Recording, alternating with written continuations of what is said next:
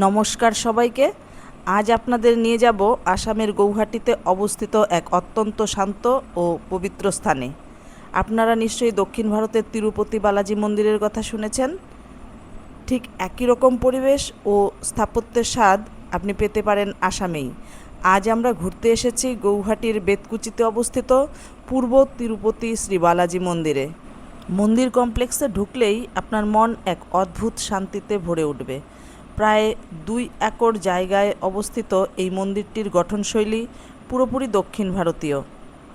মূল মন্দিরে রয়েছেন ভগবান ভেঙ্কটেশ্বর বা বালাজি।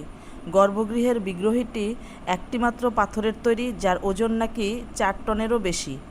মূল মন্দিরের পাশেই রয়েছে দেবী পদ্মাবতী ও ভগবান গণেশের মন্দির। আর সবচেয়ে সুন্দর বিষয় হলো এখানকার শান্ত এবং পরিচ্ছন্ন পরিবেশ, মন্দিরের চারপাশের বাগান এবং সবুজ ঘাসের গালিচা। মন্দির দর্শনের সময় সাধারণত সকাল 7টা থেকে 12টা এবং বিকাল 3টা থেকে রাত্রি 8টা পর্যন্ত এই মন্দির খোলা থাকে। কিভাবে পৌঁছাবেন? গৌহাটির রেলওয়ে স্টেশন থেকে এর দূরত্ব 9 কিলোমিটার। শহরের যে কোনো প্রান্ত থেকে অটো বা ক্যাব নিয়ে এই মন্দিরে পৌঁছাতে পারেন।